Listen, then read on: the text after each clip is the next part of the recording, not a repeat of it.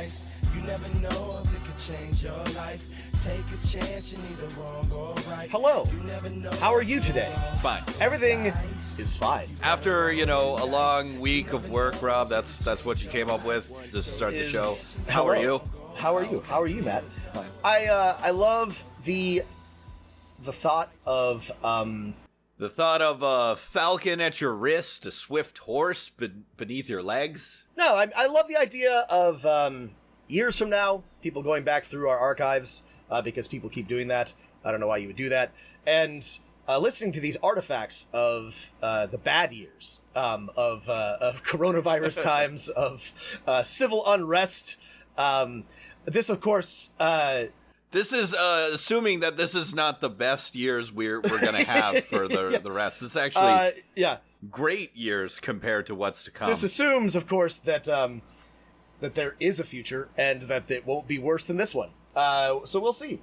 Hello, everyone. This is Dungeon Master of None. I'm Dungeon Master Matt. And I'm Dungeon Master Rob. And as Matt has said, I came prepared with absolutely nothing. Nothing funny to say.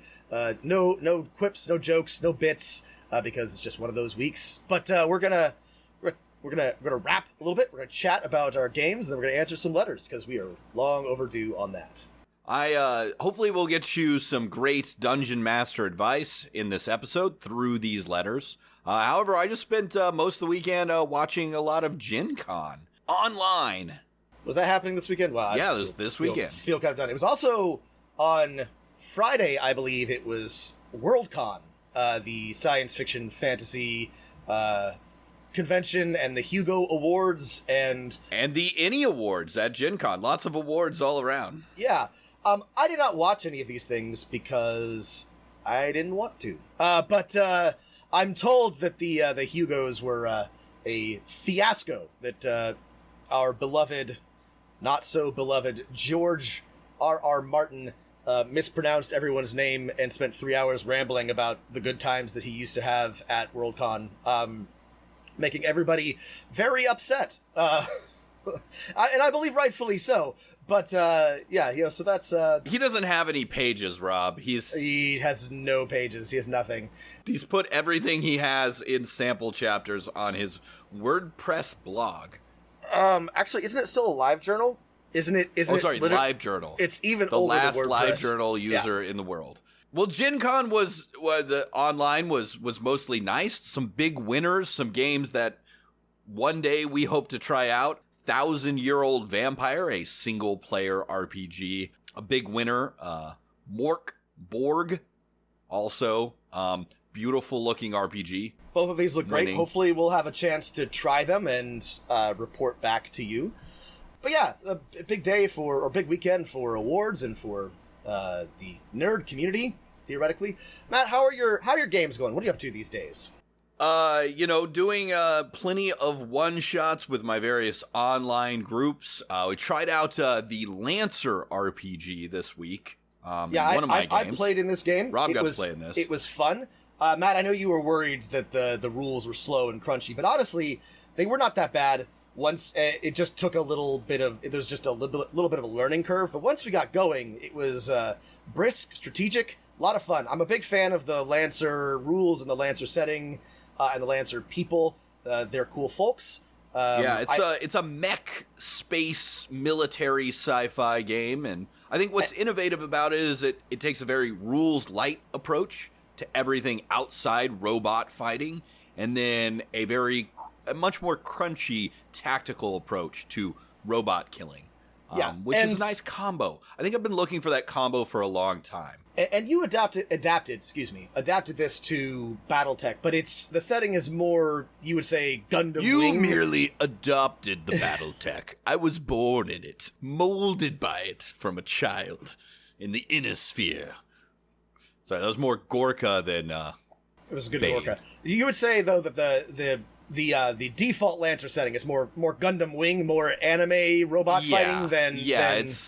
It's your robots, do a ballet like spin and pull out a giant sword and then use like techno wizardry to shoot a blast of energy out of their arms. It did, however, work just fine for Battletech. So if you're looking for big stompy robot fighting, definitely check out Lancer. It was a lot of fun. The rules were very rewarding to learn, but like not too well for me. I'm bear in mind that Matt and I are big crunch dorks, so this may be more than what you're looking for. But if you were looking for a mech robot fighting game that you can sink your teeth into, definitely check out Lancer. It's very cool. My only critique of Lancer is the fucking type, the font. Oh, right, the font. the casing, the cadence, the kerning, right? Yes. Yes. The Keating Commission. It was all very. It made reading it unpleasant.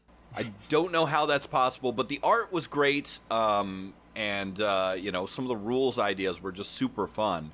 But yeah, this is something I've been meaning to play or check out for a long time.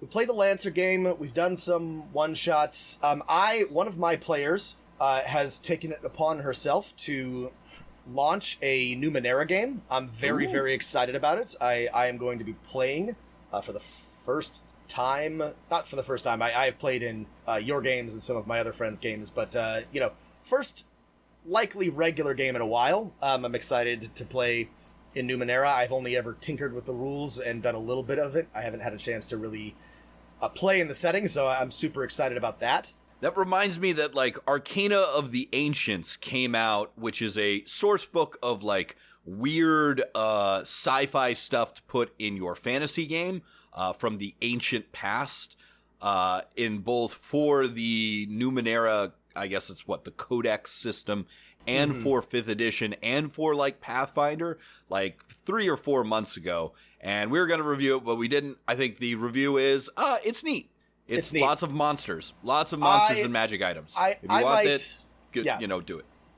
I may pick it up and review it individually because I wanted to use that for my Pathfinder game, which I am slowly moving towards relaunching. I got overwhelmed and burned out with the state of the world early in the summer, but I'm refreshed and thinking about relaunching that. Listeners will know that I am a big fan of the Pathfinder 2nd edition. I think that it nails a lot of the balance between crunch and fluff that I am always looking for, but it does take some learning, and it is definitely different from previous editions. And let's see, so yeah, Numenera, Pathfinder, one-shots. I am hoping to run a one-shot in Cyberpunk Red, what are we calling this? Rules reboot for Cyberpunk 2020? I believe these were repackaged in anticipation of Cyberpunk 2077 coming out this year, maybe? Question mark? Maybe.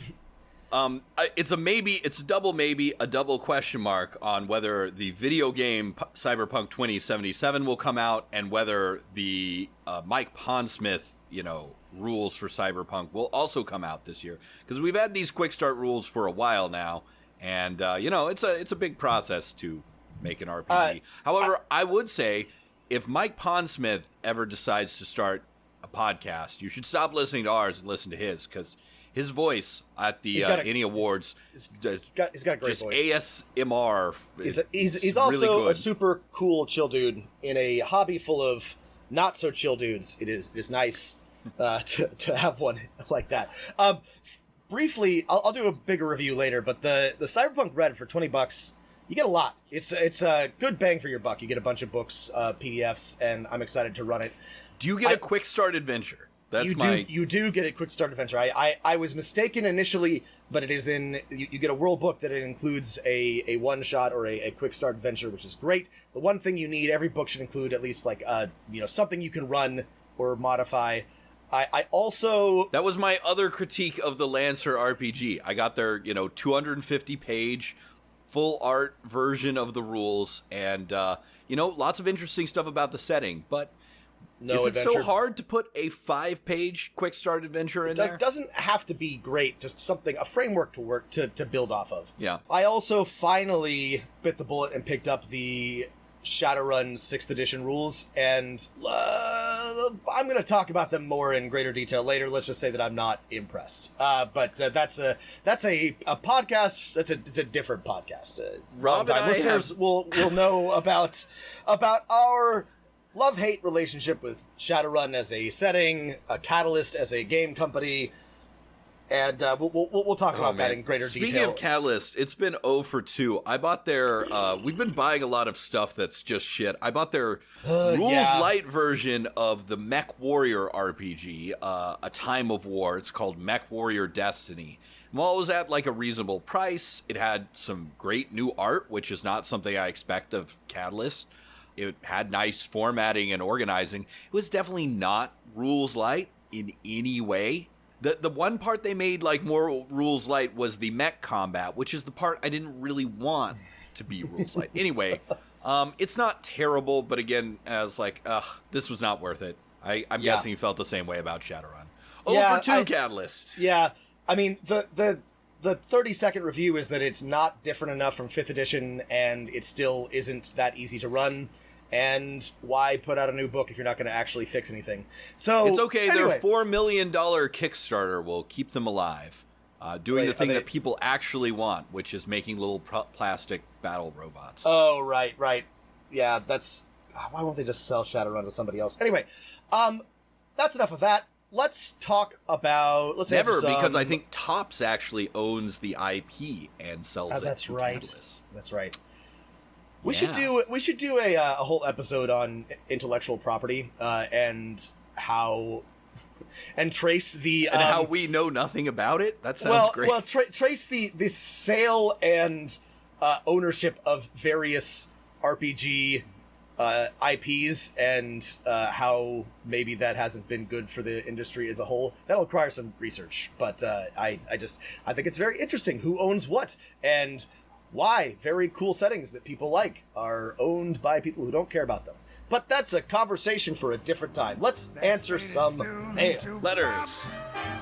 Buddy, baby, I'm the bottom, you the top.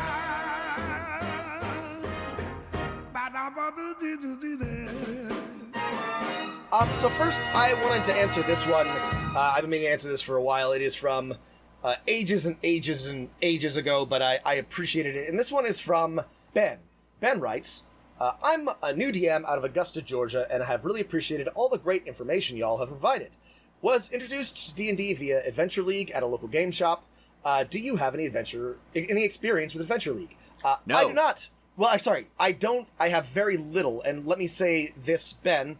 If you played in Adventure League and then you liked it and then came away and wanted to be a DM, good for you. You are a more patient person than I am, and I worry a lot that first-timers are terrified by Adventure League because it's not really anything like playing Dungeons & Dragons with your friends, or even with a group of people who you like, or even tolerate. It's just... Sorry. My experience with Adventure League is not great, I guess, to answer your question. Yeah. Just started running the Lost Mine of Phandelver with my wife and a few friends. Found your take on Venom Fang to be great advice. Do you have any advice on how to run a single session 3 to 4 hour adventure to introduce brand new players, though?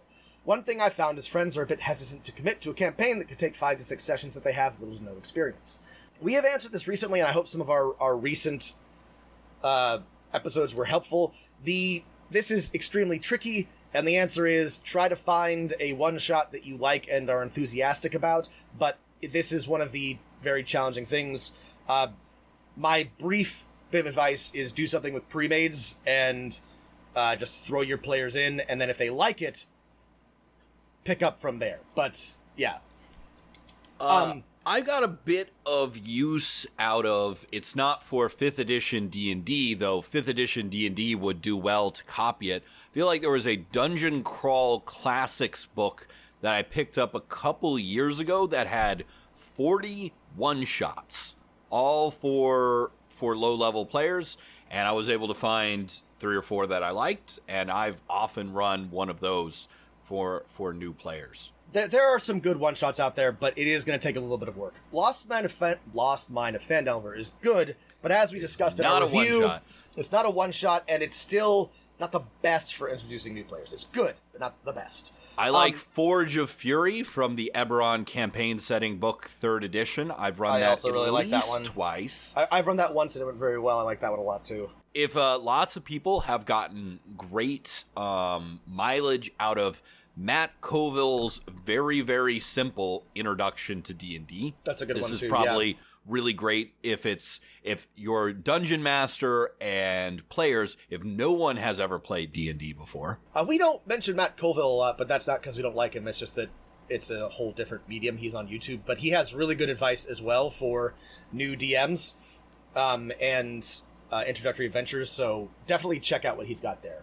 This is the part that I wanted to address, though. Ben writes, additionally, I had some comments about your episode yesterday that looked at a Christian response to Dungeons & Dragons.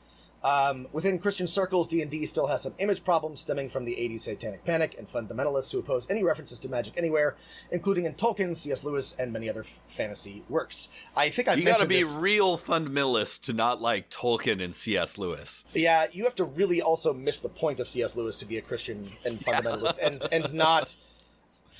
Like, he did everything but say the lion is Jesus. But whatever. I think I mentioned this in our review, but I remember being a kid in the South and hearing on the radio, when Harry Potter was big, them having like a disclaimer. We have to mention, though, that Harry Potter does include the use of witchcraft and magic, and therefore, blah, blah, blah. It was weird times. Anyway, Ben continues, however, it is odd, considering Gary Gygax was a self-professed Christian, and many D&D enthusiasts are Christians as well. I'm Very a Christian true. and find it to be a great source of fellowship with friends as we share a meal and adventure through immersive storytelling. I've been hosting a board game night and dinner nights for a few years now, and it's quite simply the best. Do you have the reference to where Jesus was included in an early D&D manual? If that's the case, I'd say directly writing in religious figures, leaders, and prophets from any major world religion seems rather tone-deaf on the part of the creators.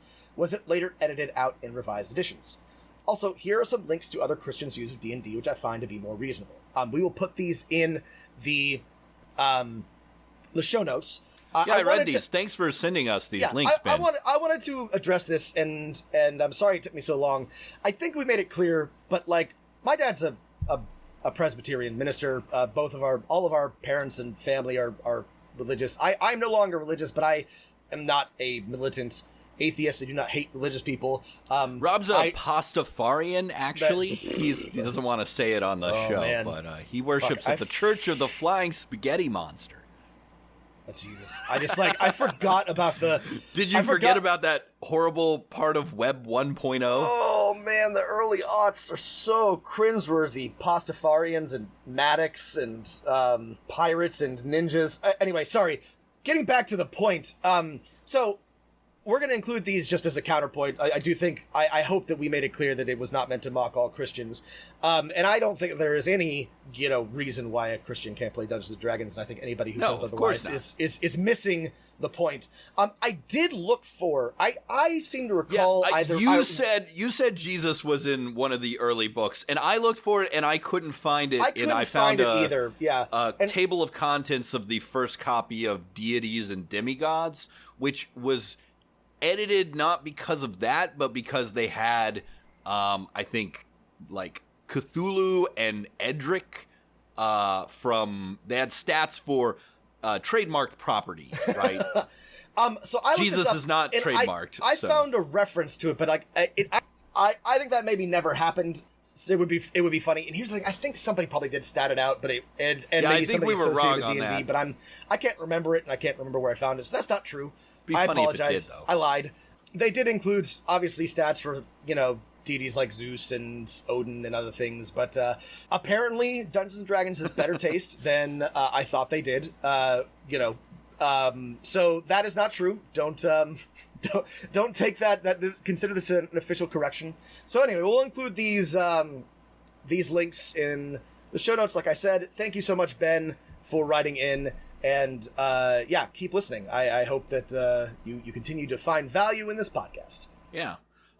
It was very tasteless of Gary Gygax to stat out Ismail ibn Jafar, the seventh and last imam offending all 12 or 15 remaining Sevener Yeah, the decision to give Ibadi Muslims a +3 intelligence bonus was just poorly thought out. If trying to, Listen, I understand it's not religious; it's just a cultural thing. But to give all Shaker Christian characters a bonus to carpentry tools was. No, it's a good thing that D&D does not include stats for real-world religions, and it's kind of silly to think that some fake-world religions you get bonuses to doing things based on it. Yeah. I really like, speaking of which, our last conversation with Keith Baker, I'm curious what our listeners think is, how do you like your religion in D&D or your gods in D&D? Do you take the Eberron approach where, faith is very real and the powers of faith are real, but no one can prove that the gods actually exist? Or, do you like the full, Greek version where the gods are just petty humans and they're constantly popping down to the mortal realms to fuck with the heroes? Yeah, this was great when Keith said it, and the truth is I take after him. I always have. I consider this, a different approach, but my faiths, or whenever I homebrew, my gods are always either purely conceptual and never involved with the world, and I find that to be much more interesting. But the directly involved petty Greek gods does make for a very exciting and dynamic, and also makes certain plots very easy to run. But yeah, we should probably revisit.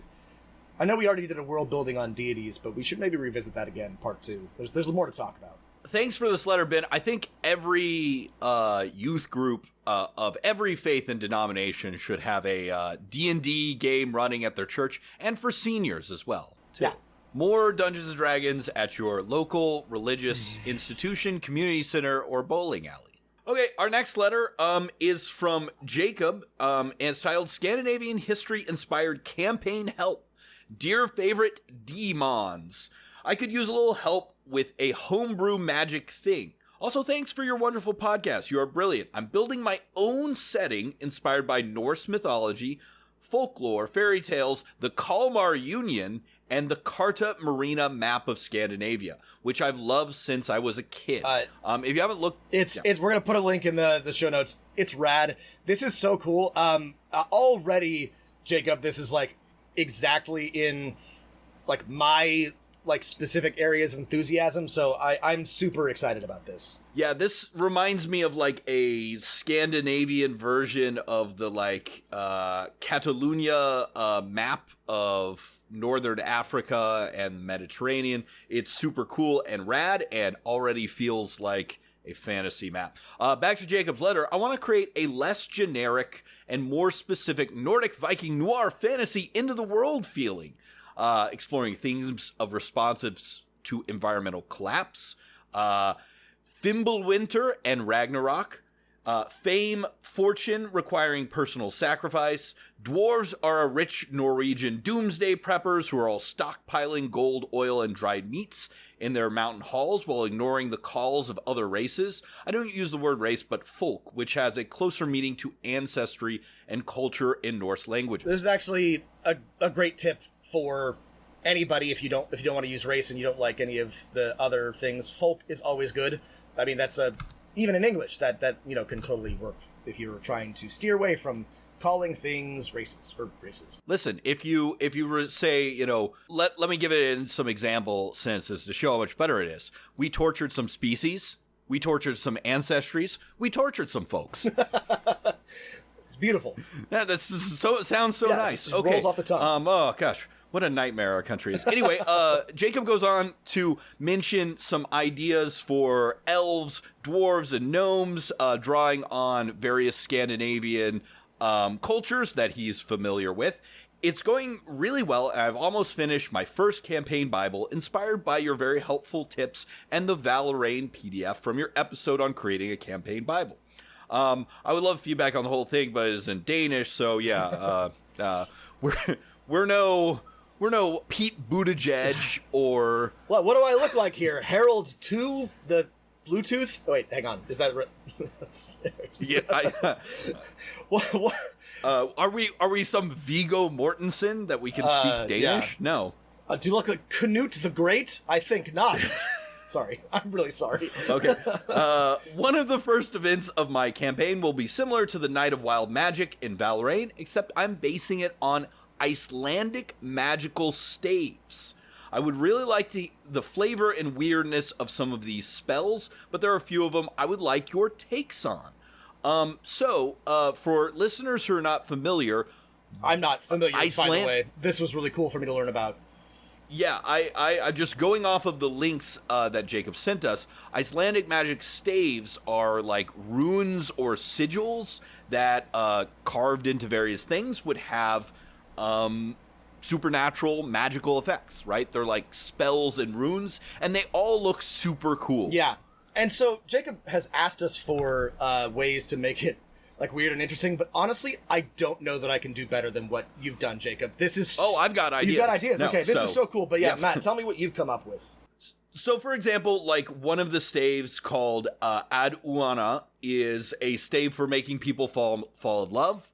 Jacob has translated that into D&D as charm person, and he's asked us for some other advice on, and he's gotten a lot of these staves done. He's asked us for some advice on some staves he doesn't know how to translate into D&D rules. So I thought, Rob, you and I could, and sorry for not getting to the rest of your letter, Jacob. Jacob also sent us a Danish translation of his one-shot. He made an amazing map of the game that Rob and I made that is 1,000,000 times better than the map I made in a hex building program. So we're going to include a link to that picture. But Rob, let's dig down and let's come up with some ideas for some magic staves. And we'll include links to these.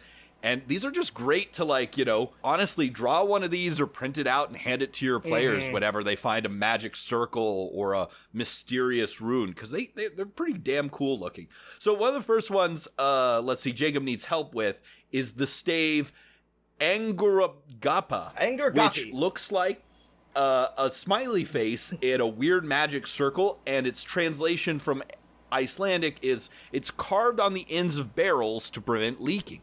A very useful magic stave. So, to me, I mean, this sounds like mending to me, maybe. Yeah, this is a mending cantrip. That's a mending cantrip. That sounds like fun, right? That's how I would interpret this in if you're trying to just make these all weird magical effects.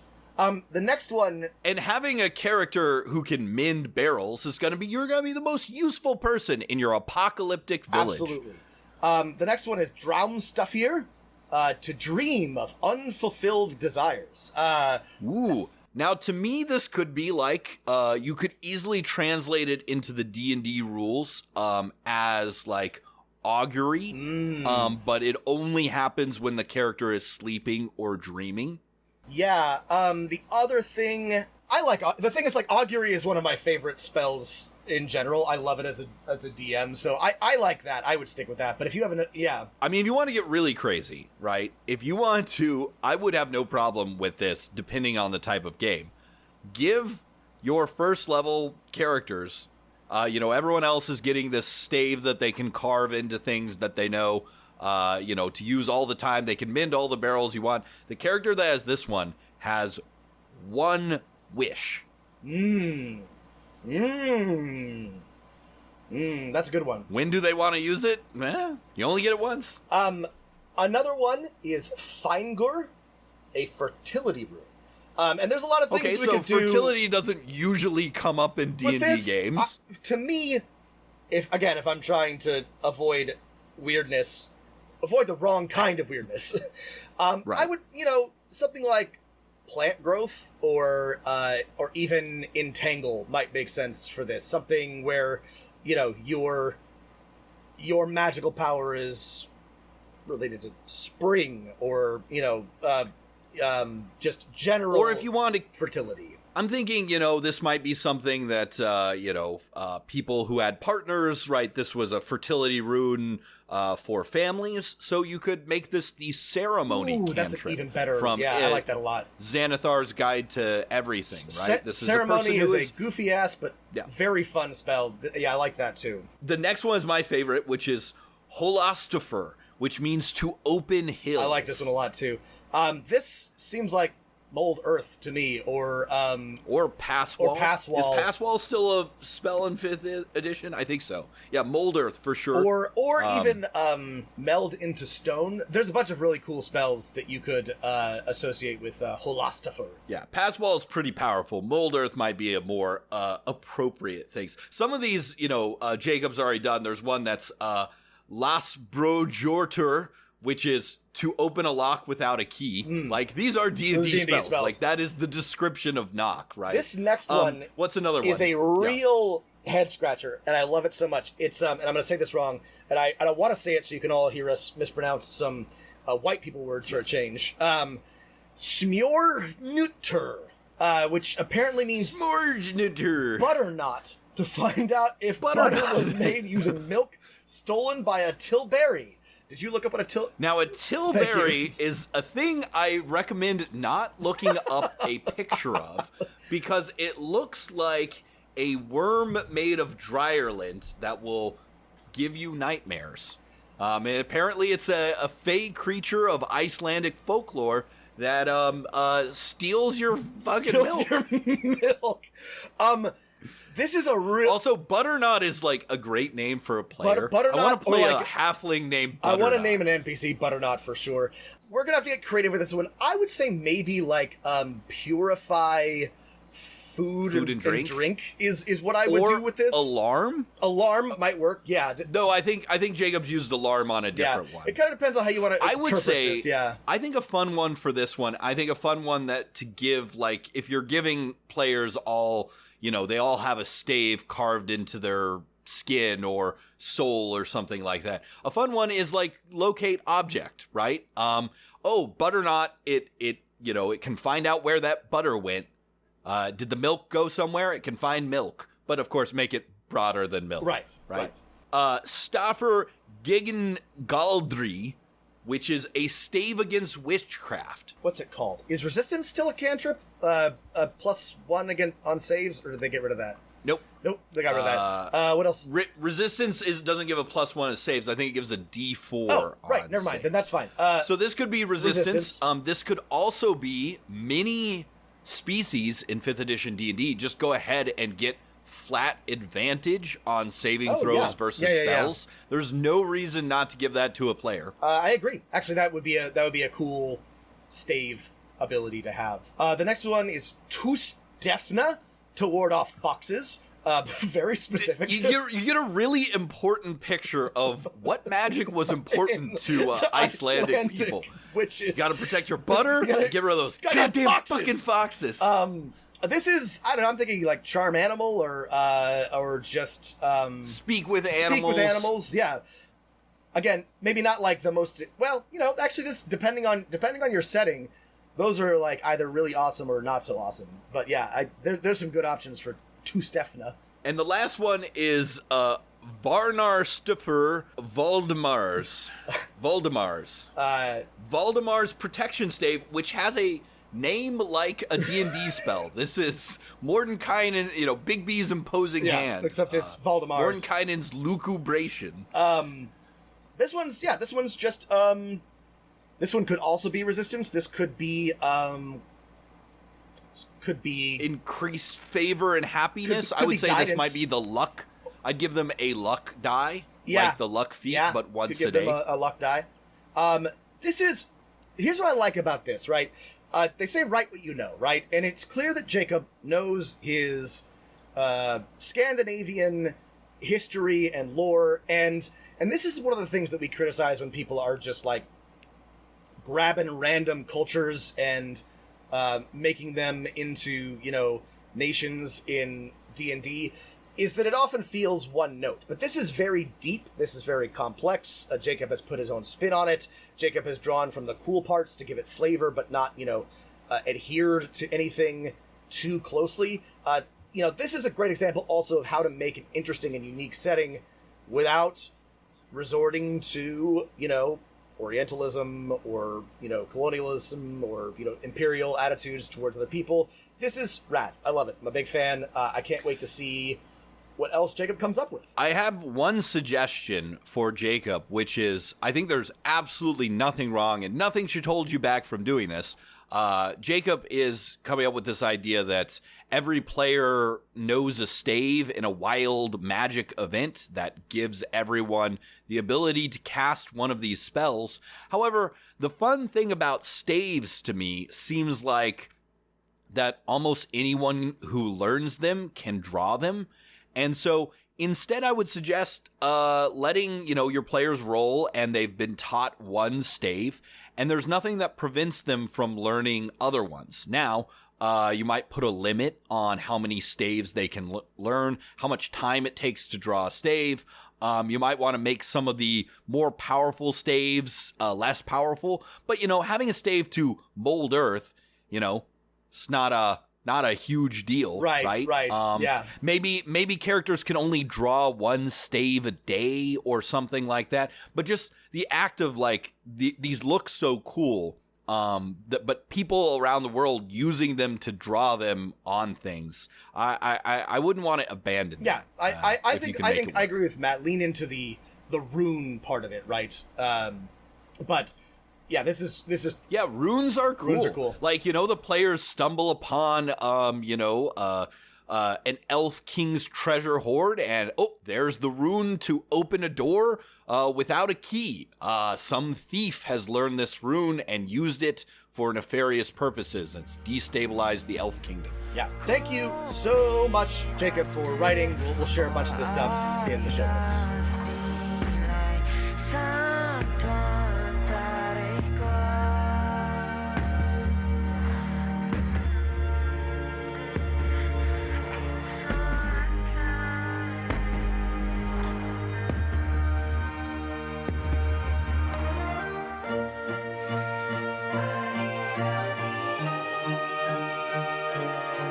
Our next one comes from Not Your DM, who writes, I've always wanted to run Red Hand of Doom, a 3.5 module converted to 5e, but I wanted to put a twist on the context of the story.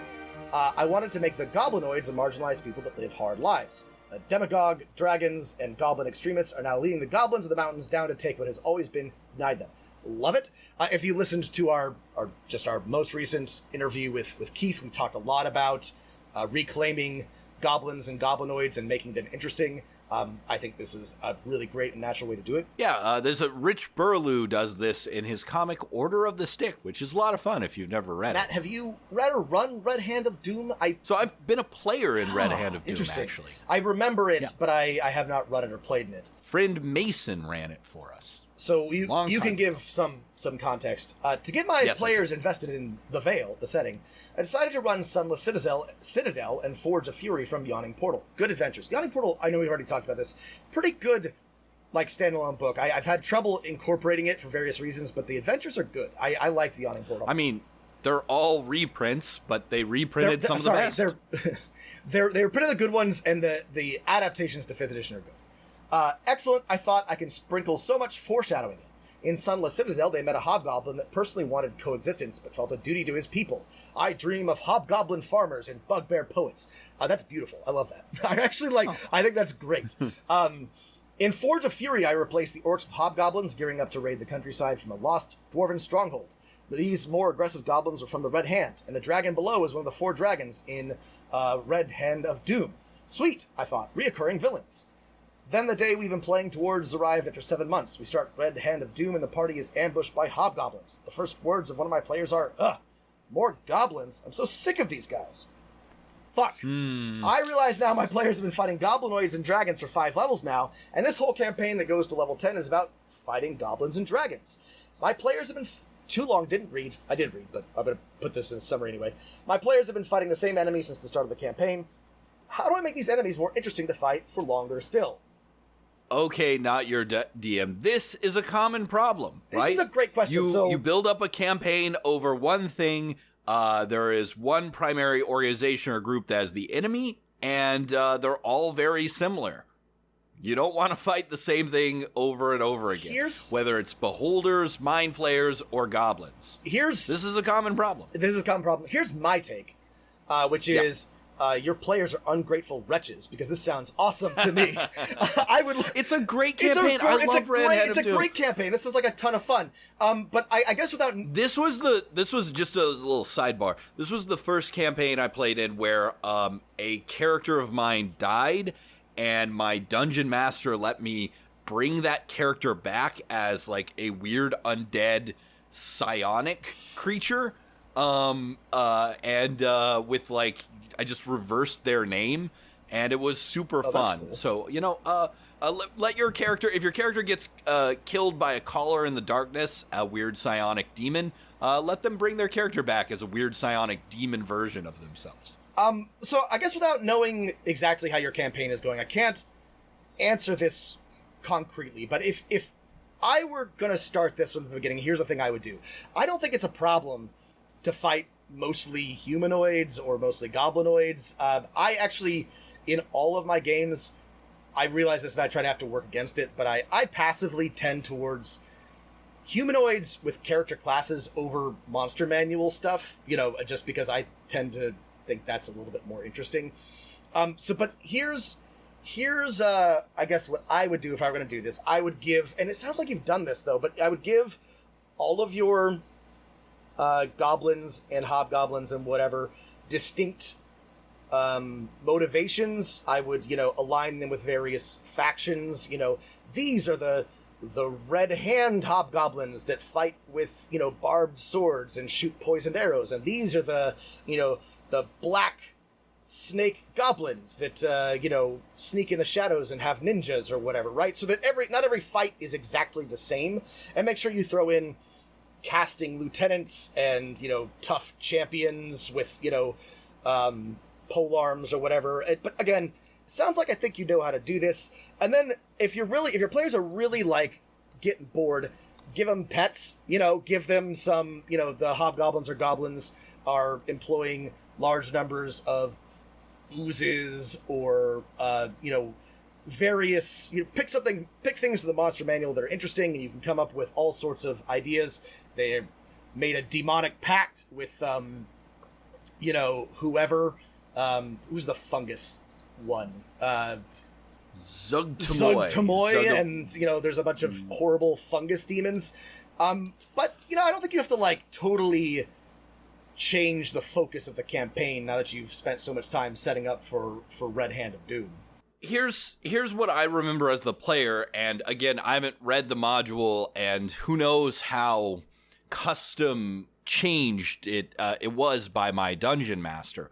But if I remember correctly, and minor spoilers for Red Hand of Doom, there's a hobgoblin or orc warlord who is, going to invade, right, and conquer, and the players have to stop that. It is up to the people that your characters are rallying to fight the massive army that is invading. The players are more special than that, right?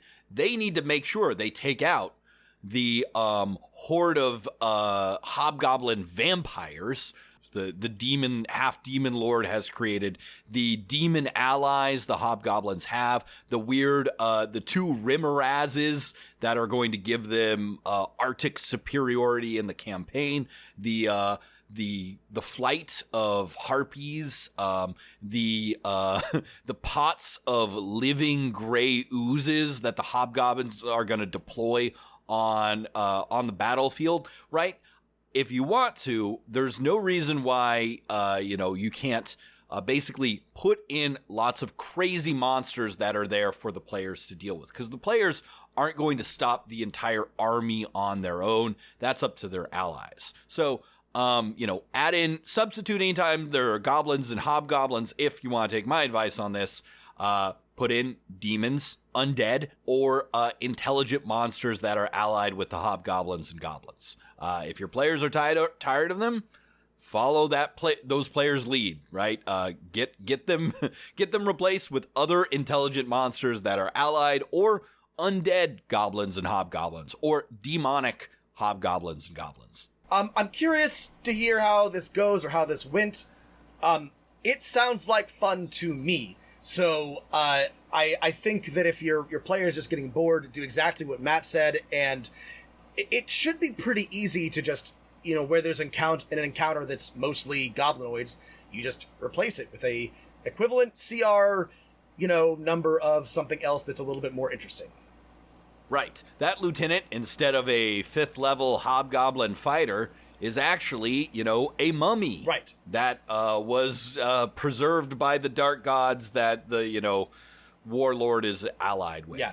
That's that level 7, orc warlock is actually a fury, devil summoned from the hells to aid the orcs in their conquest. And this should be pretty easy. You should be able to make these changes and keep your players interested. But yeah. Yeah, if your players, they're both valid advice. If your players are tired of fighting the same enemies, mix it up in how those enemies work, tactics, or flavor-wise, or just get rid of them and replace them with something else. You can find a plot reason why they're actually demons or undead or some other form of monster instead. Yeah, and in terms of extra work for you, just swapping out something from the monster manual, even if you have to come up with a reason for it to make sense, is not that much work compared to something else you might have to do. So that shouldn't be too much of a lift for you. Thank you so much.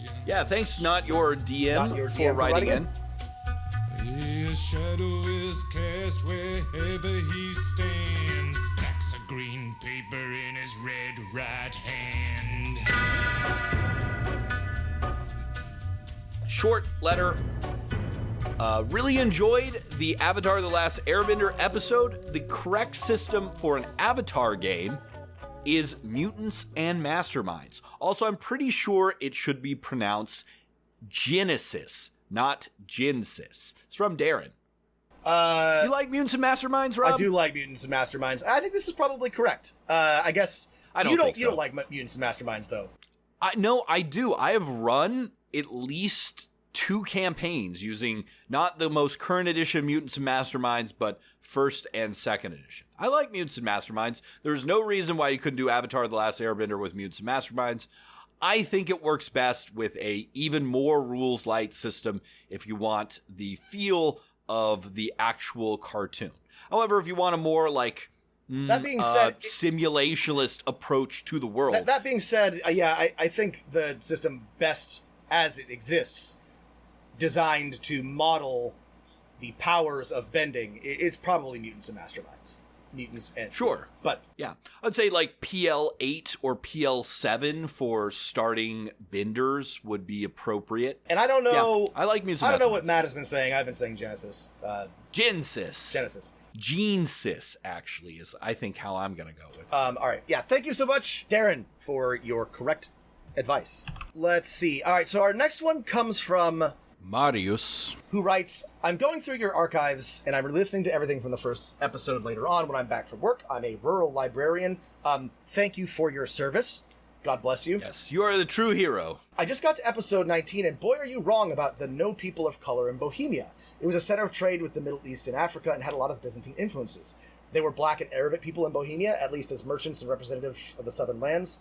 I can't get you the papers, but I remember from my tour guide classes, I'm one for Malbork Castle, and people are usually surprised that the Teutons kept Arabic and Turkish and black auxiliaries.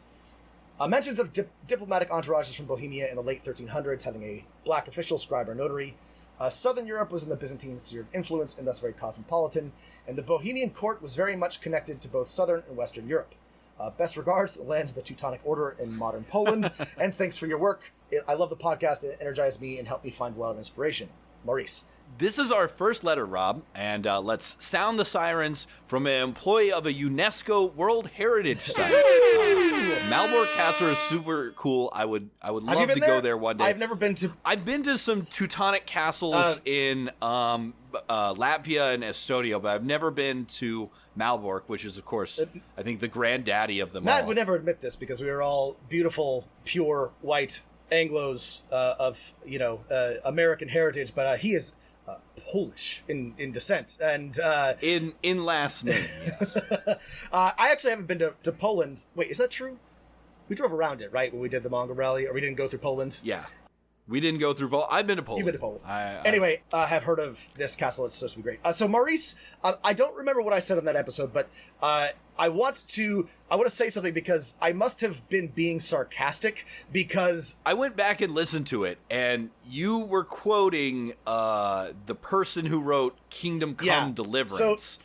Who was saying there were no people of color in Bohemia, and then I think you said maybe there's no way we can prove there are people of color in Bohemia, but I think point still stands. It still stands. Sorry, go ahead. No, so okay, you're absolutely correct, and this is really valuable. And Maurice, if I'm ever in Poland, I would love to grab a Polish beer with you, and maybe you can show me some pictures on your phone of these documents that you can't get to me, because this is the kind of thing that I'm fascinated by, and we can't always get actual copies of in the United States. Sometime, well, I don't know. Never mind. This is not that interesting. But one time I had to spend like a week trying to get a translation of some monk's writings from modern or what was 12th century Romania, and it took me like a month. And there was like one copy in the entire United States in Vanderbilt. Anyway, the point is, you're absolutely correct, and this is really interesting and valuable because I spent, in my less proud moments, a lot of time on Reddit arguing with people about exactly this point, because I've already forgotten his name,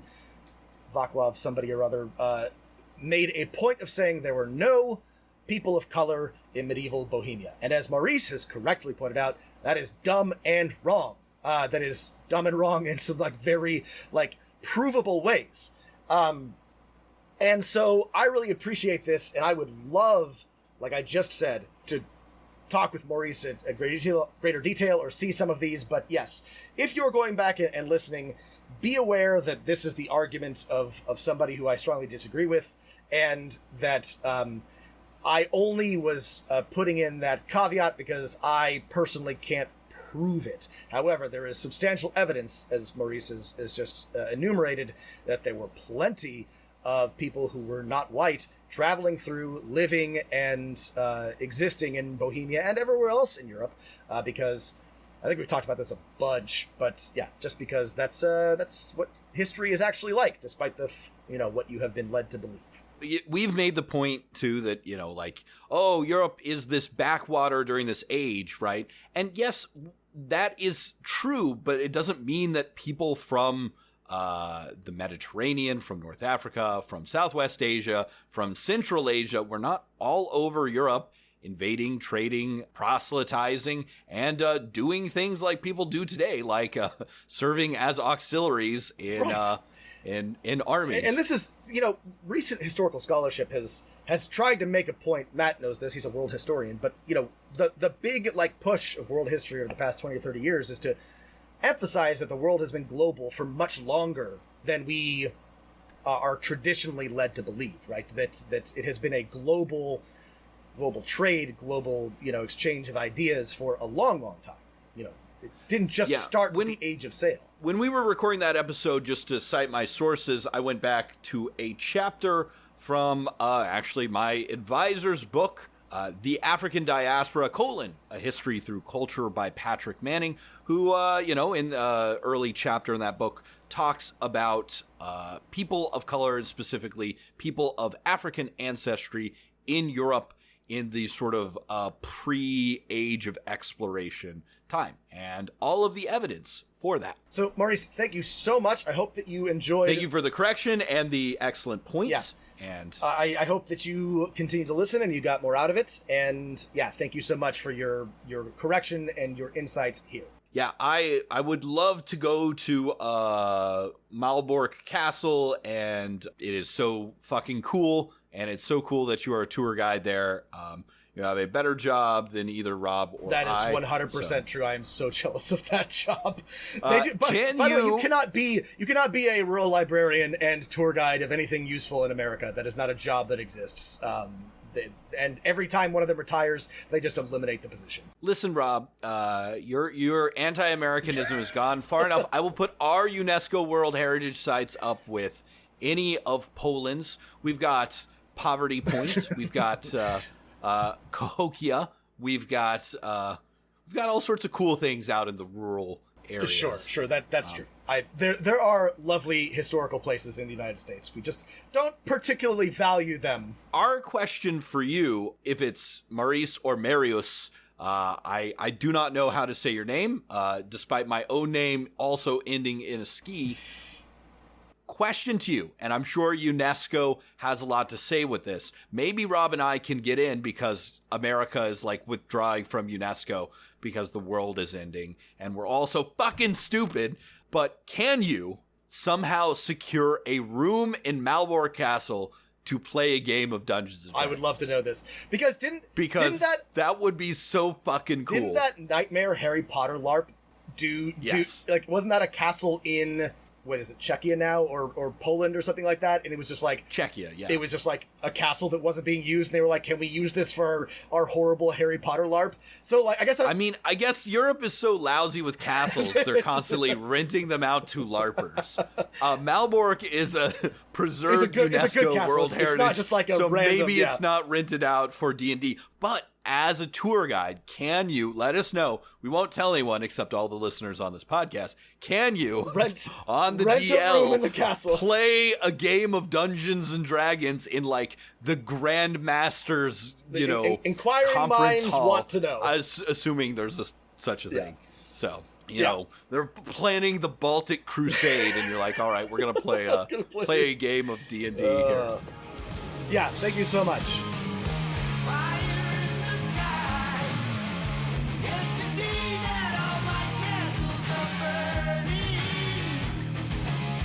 There's a question that we received and forgot about a long time ago from the cesspool of Reddit. This is a very nice question. Just Reddit in general, cesspool, not this question. Here's the question. I have been thoroughly spoiled, being a so far forever player in a party made up of incredibly creative dungeon masters. But their reaction to me maybe dipping my toe into DMing was largely meh. I guess my question is, where should I bury the bodies? Just kidding. Joking aside, any advice for pitching ideas to players who have seen it all before? Yours, fallen at the first hurdle. This is a good question. So here's my perspective from the other side, is that I have never been disappointed by any player that who has gone on to be a DM for me. I'm always excited for something new. So I don't know what your game actually went like. I'm wondering if maybe you read too much into their reactions. I don't know if they actually said to you. Their reaction was just to his or her pitch. Oh, to the pitch. Right. Well, without knowing the details about the pitch, I don't know. I guess the thing is, if you think it's a good pitch, if you think it's a good game, ask them to give it a shot anyway, because, it really depends on the game and the players and the DM. Like, you can have the absolute best, hook in the world, and if it doesn't run well, then it doesn't matter. And you can have a really, here's a great example. I think Critical Role's campaigns are extremely boring and tedious, but it's really fun to watch because it's a great dynamic group with beautiful chemistry and a wonderful DM. So it doesn't matter that I'm not terribly interested in what they're actually doing. So my first piece of advice is just go ahead with it if you feel passionate about it. If you're a player in a game where other people are the ones being the dungeon master, and you're like, hey, I want to DM a campaign, and everyone's like, meh, offer to dungeon master a one-shot. Yeah. No one, even if the response is meh, no one's going to say no for you stepping behind the screen for just one session. My other suggestion, and then I have some personal experience to share, is try pitching something that's a system that everyone's a little curious about, right? Maybe you'll play a one-shot of Morkborg or a new RPG that you're interested in. Yeah, if you're all D&D all the time, have them play World of Darkness. I don't know, do something different. Give it a shot. Take them outside their comfort zone, No matter what people say or their attitude is, there are so many role-playing games. No one has seen it all before, especially in this era of, dozens of new indie games coming out each year. try pitching them a one-shot of something that you know they've never seen before because maybe it's just come out. Now, I've had some personal experience with this, and I've played in a group for a very long time where some of the people in the group had been dungeon mastering longer than I had been alive. And yeah, it was very hard for me to get my foot in the door. Every pitch I had was something that, maybe they had already done a whole campaign on. And sometimes you have to just realize that I think if a group is set up and, set in its ways, I may be guessing you're a newer member of this group, that, it's been established that these are our 3 dungeon masters. And it may take a really long time for that to change. And if you want a dungeon master, you might have to go out and find your own players. Yeah, these are both pieces of good advice. A one-shot, I would be surprised if anybody says no to that. It's low investment. It's 1 week. If you can't get them to bite, find a new group. Not like a permanent new group, keep playing with them, but approach some new players to try your idea out. Listen, again, I know the group that Matt is referring to, and sometimes older players can be, and I'm not assuming this, but if your players are older or more established, they can be stuck in their ways. It's not good or bad. Some people just like things the way they like them, and you may have trouble. Yeah, and it has nothing to do with age. It's just, if you've been playing with a group of people Boomer for a long mindset. time. It's not an age. Yeah. It's the age of the group, right? It gets stuck in the ways of who is the GM and who is the player, right? And, that can take a while to shake up. A one-shot is the first step to getting your foot in the door, especially if you are willing to try and do something a little more creative or beyond the regular Dungeons & Dragons. Because, again, I guarantee no one has seen it all, especially if you go beyond the basic rules. Thank you so much for your question, falling at the first hurdle. Good luck with your future DMing endeavors. We have faith. We do. Well, Matt, that's nowhere near all of our letters, but we've gotten through some of them. We'll answer some more soon. If you are a listener and you are wondering if we're ever going to get you a letter, the answer is probably. We do not get so many that we can't answer them all, but we are running behind, so don't worry. We're going to get to it. And yeah, thank you, of course, always for listening, for writing in, for engaging. Yeah. Hey, if you listen to this episode, please take 30 seconds on your podcast app to rate our show and maybe type out a quick 1 or 2 sentence review. It helps other people find the show. Right. Brings listeners. We love that. If you have a letter for us, you can also send it to dmofnone@gmail.com. You could add us on Twitter @dmofnone. @gmail.com. And we've got a phone number, Matt, that 774-203-4629, the Dungeon Master hotline. Always available. Leave a voicemail message. So thanks, everyone. We'll see you next week. Stay healthy, stay safe, and keep rolling them dice.